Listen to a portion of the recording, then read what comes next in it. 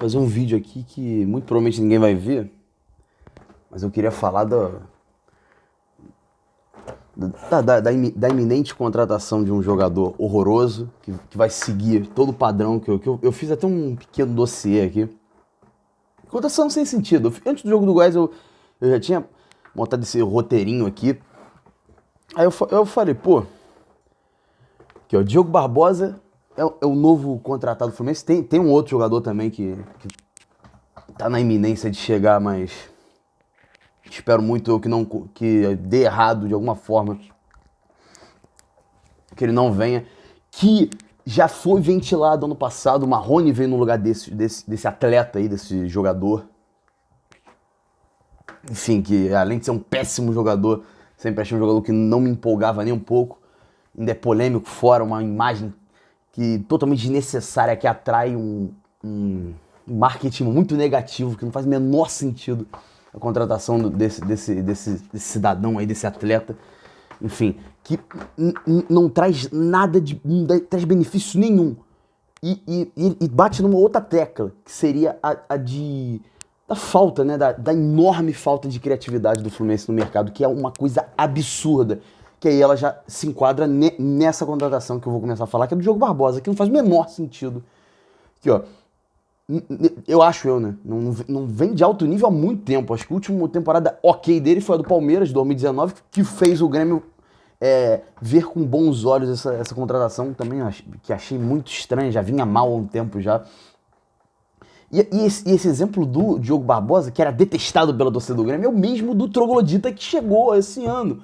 Se você pegar as três contratações, as três especulações do Fluminense, quer dizer, algumas que são especulações, outras que são concretas, né? Thiago Santos, que é um jogador que até na grande fase dele já era um jogador horroroso, realmente um jogador que nunca mostrou nada demais pra ser um jogador útil, principalmente. E, porra, um Wellington piorado, tal, creio eu, acho que um Wellington 2.0, 1.5, enfim, um Wellington piorado, o troglodita Thiago Santos. O Diogo Barbosa, detestado pela torcida do Grêmio. É impressionante como você olha pra torcida do Grêmio e vê nojo, um nojo desse maluco. Deve ser um jogador podre. Que eu lembro da época dele no Botafogo, era interessante, realmente era um jogador que fazia um pouco a diferença, enfim, não era, nossa, uau, que beleza, mas no Cruzeiro eu achava ele muito interessante. Tanto que o Palmeiras contratou pra 2018. Mas não emplacou. Tanto não emplacou que foi pro Grêmio depois e participou da campanha do rebaixamento do Grêmio, tanto quanto o Thiago Santos, enfim. São jogadores muito bem experimentados com o fracasso, né? Eu acho que essa gestão, ela gosta, na figura do Diniz, né? Que dizem, né? Aparentemente é isso que leva a crer, que é um treinador que ama esse tipo de cenário, né? De pegar jogador que não vem jogando absolutamente nada, podridão, um horror terrível, que todo mundo odeia, pra ser uma reabilitação. E, caralho, mano, você tem que trocar, você tem que olhar pra esse lado aqui e falar, eu quero ser campeão. Não quero as relações com os jogadores. Isso é importante, o jogador ter confiança pra jogar? Claro que é. Mas se ele é horroroso, não vai agregar, por que você quer fazer reabilitação com bosta? Um jogador ruim. Entendeu? O Diogo Barbosa é um misto de Jorge com o Thiago Santos mesmo. O Jorge que não joga desde 2019, um futebol de alto nível, e entendeu? Com o Thiago Santos, que é um jogador detestado. Então, o Diogo Barbosa é uma junção dos dois. Só creio eu que não seja um jogador bichado. O Jorge é um jogador bichado, né? Pô, é incrível, cara. Pra um clube como o Fluminense hoje em dia, né? Que vende o almoço pra... É isso. Vende a janta pra pagar a dívida do almoço. Ele não come, só passa fome. Não pode se dar o luxo a contratar Thiago Santos, que é muito provavelmente mais de 200 mil. Diogo Barbosa, 225 mil. Esse cidadão que eu vou falar daqui a pouco, muito provavelmente por mais de 200 mil. Então, pô, não pode se dar o luxo de contratar jogador figurão, tipo assim, que não exige criatividade nenhuma pra ser contratado, né? Nenhuma. Tu olha o Diogo Barbosa, tá aí. Tu olha o Troglodita, tá aí. Tu olha esse cidadão, ele estava aí por várias polêmicas, enfim, que não foi provado e tal, não sei o quê, mas um desagregador total para a imagem do clube, tanto dentro de campo quanto fora, enfim. Jogador que ruim, o Cleison, que é um podre, um pereba, enfim, eu até olhei assim para os outros perebas do Corinthians, eu falei, pô, preferiria o Mosquito. quer contratar um pontinha ciscador padrãozaço, que é o que o Cleison exige, mostra hoje. É o Rossi, pô. O Rossi que jogava no Bahia, jogava no Vasco, melhor. Era mais interessante. O próprio Gabriel Teixeira, mano, enfim, muito mais interessante. Porra, carinha de Cleison, cara. Porra, um jogador podre, ruim, que não teve espaço no Corinthians, pô.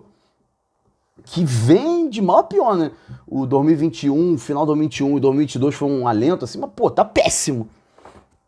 Um jogador que não teve vaga nesse time. O jogador foi preterido a Everaldo, pô. Everaldo. O Cleison foi preterido a Everaldo no Corinthians. Mosquito. Então, pô, cara, não dá pra entender. Aqui, ó, vamos ver. Aqui, ó, a maior parte dos reforços da gestão do Mário tem muito essa linha. É encostado, geralmente odiado pela torcida, recebendo um salário muito acima, ele inflaciona o mercado de jogador ruim. A SAF inflaciona o mercado de jogador na média, né? Jogadores ok. E o Mário Bittencourt, ele inflaciona o mercado de jogador ruim, pereba. O jogador em extrema decadência. Esse acho que é o mantra do Mário Bittencourt na hora de negociar. Ele olha assim e fala, cara, que jogador a torcida vai ter o maior ódio possível. Tentou com o Thiago Santos, teve um passapanismo assim exagerado, enfim. Não, espera jogar, jogou, foi um horror. Eu já sabia que ia ser horrível. Porque você olha o futebol e você entende o óbvio, pô. O cara é um jogador limitado tecnicamente. O que ele vai fazer no Fluminense? Por si só, tá? Por si só. Esse tipo de contratação que o Fluminense tá fazendo parece o Juventude, pô. Parece o Curitiba, assim, desesperado. Não, precisamos de bagres novos, porque a torcida já odeia os nossos. Vamos trazer novos pra gente odiar os novos. É isso. E, pô, um time que no início da temporada teve o discurso, né, de não, vamos ser campeões da Libertadores. Pô, forma um banco, só tem bundão. A maior parte do time do Fluminense é bundão, perdedor, loser. A gente não vai ser campeão dessa merda. É muito difícil a gente ser campeão da Libertadores.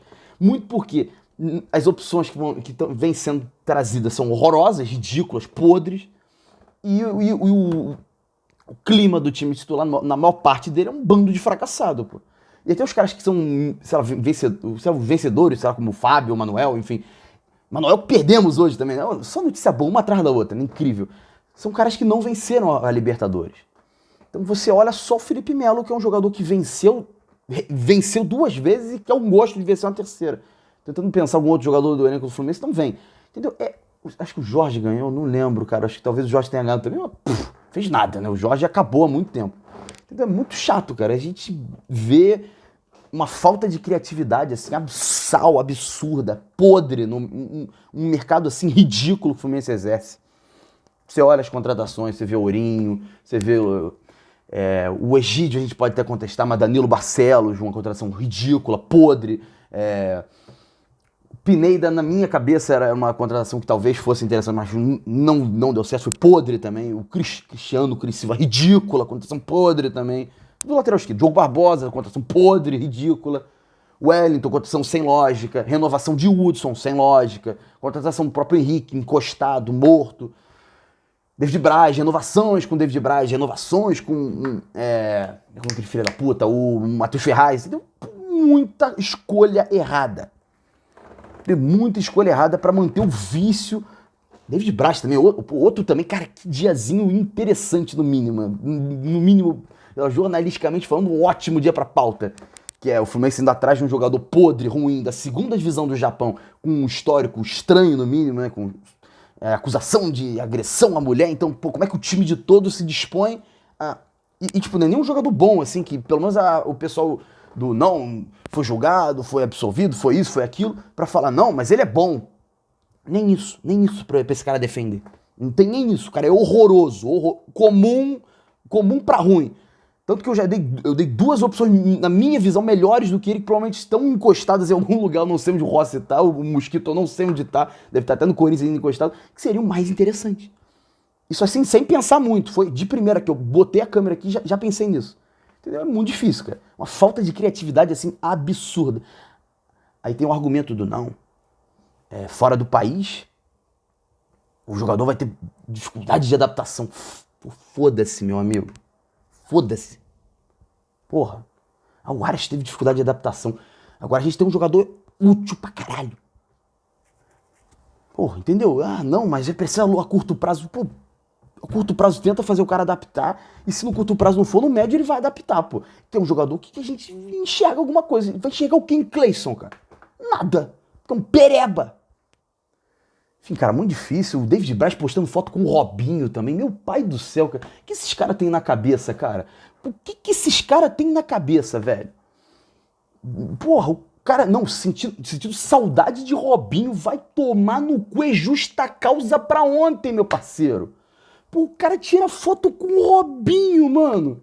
E o outro foi acusado de bater agredir a mulher. Mano, incrível, cara. Incrível, cara. Tudo no mesmo dia. E o doping do Manuel também, sem mais um zagueiro. Essa é a questão. Qual o zagueiro pereba que esses desgraçados vão arrumar? Esse que eu quero saber. Qual pereba da vez? Qual o zagueiro ruim encostado pereba que eles vão atrás? Porque não tem criatividade. Cara, quem não tem dinheiro e quer pensar grande, ou quer ter um mínimo de dignidade, você tem que pensar fora da caixinha. E o Fluminense não pensa, ele vai nos perebas ruins. Eu vi uma discussão hoje acho que no Sport TV, os caras falando assim, não, o ciclo vicioso dos mesmos técnicos está diminuindo demais. E isso é real. Tem um monte de treinadores, esses que ficam rodando de lá pra cá, eles continuam rodando de lá pra cá. Só que alguns deles já ficam mais tempo assim, esperando, porque ninguém quer. Porque são ruins. E o Fluminense, ele é esse ciclo vicioso. Não, Pereba, cadê o Pereba que jogou no Palmeiras há 3 anos atrás? Vem pra cá. Cadê o Pereba que jogou no Grêmio? Vem pra cá. Qual o Pereba que jogou no Corinthians? Vem pra cá. É isso. É o ciclo vicioso. É a falta de criatividade. Essa gestão é muito assim. Eu acho que tem muito do Paulo Jônio também. É muito contratação de fluxo sócio. Muito contratação do Paulo Jônio. Enfim, muito nebuloso esse meio de temporada, esse meio pro fim, assim, muito nebuloso. O Fluminense é uma tristeza, enfim. Paciência. E é mais um vídeo triste puto, né? Impressionante. Já tá numa sequência, assim, absurda de só isso, só porrada. Pá. Enfim, vamos ver se pelo menos contra o Galo o campo mostra alguma coisa pra gente ficar pelo menos mais feliz, né? Porque tá foda, tá difícil. É isso, valeu!